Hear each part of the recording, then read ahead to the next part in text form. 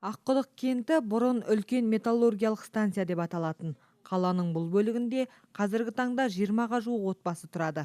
Осы жылы бұл ауылды тағы бір отбасы тастап көшіп кетті. Олар Цуприковтар отбасы. Бүгінгі таңда бұл отбасы Теміртау қаласында жалдамалы пәтерде тұрып жатыр. Өйтпеске басқа амалдары да жоқ. Себебі көктем мезгілінде олар тұрып жатқан үйді толығымен су басып қалған.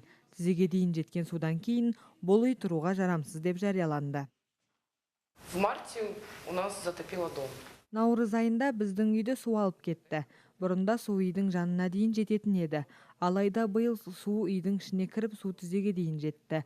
Барлығы су болды. Әрине кішкентай балалар болғандан кейін қатты қорықтық, алаңдадық.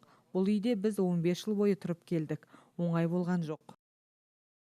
Аққұдық кентіндегі тұрғындар қаламыздағы басты зауыт ArcelorMittal Теміртаудың су құбырлар жүйесінде орын алатын апаттардан үнемі зардап шегіп келеді. Бірінің мал қорасын су басса, бірі баспанасынан айырылып жатыр. 3 жыл бұрын қаладан 17 шақырым жерде орналасқан ауылдың бір тұрғыны үйін су алып баспанасыз қалғаннан кейін бірден соттың көмегіне жүгінген. Иә, дер кезінде қозғалған бұл жан діттеген мақсатына жетіп, компанияны жеңіп те шықты.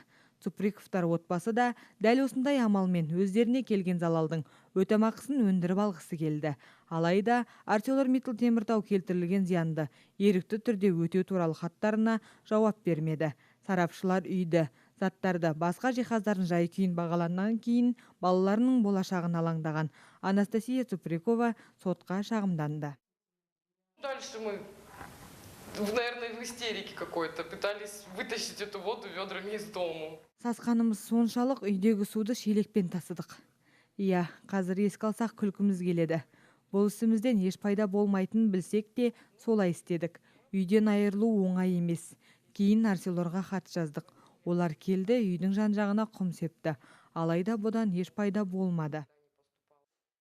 Цуприковтар отбасы ArcelorMittal Теміртау компаниясынан материалдық және моральдық зиянды келтірген үшін 7 миллион теңге көлемінде өтемақы төлеуді талап етті. Алайда сот барысында ArcelorMittal Теміртау заңгерлері екі жақты келісімшартқа келуді ұсынған.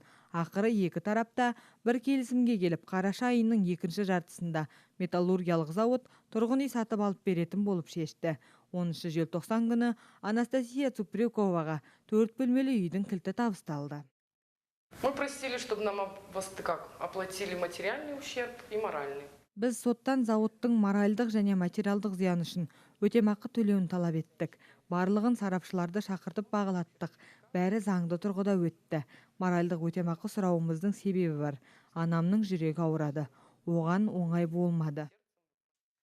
Екі жақты келісімшартқа сәйкес Цуприковтар отбасы металлургиялық зауыттың алып беруі тиіс үйді өздері таңдаған. У нас в общем мировое на 4 миллиона было. Келісімшартқа сәйкес олар бізге 4 миллион теңге тұратын баспана алып беру қажет еді. Баспана 3 миллион 900 мың теңгеге сатып алынды. Қалған 100 мың теңгесіне кір жуатын автомат машина алдырдым. Бүгінгі таңда Цуприковтар отбасы жаңа үйлеріне орналасуда. Олар бұл бақытқа жету үшін де бір жамандық орын алуы керек болған шығар дейді.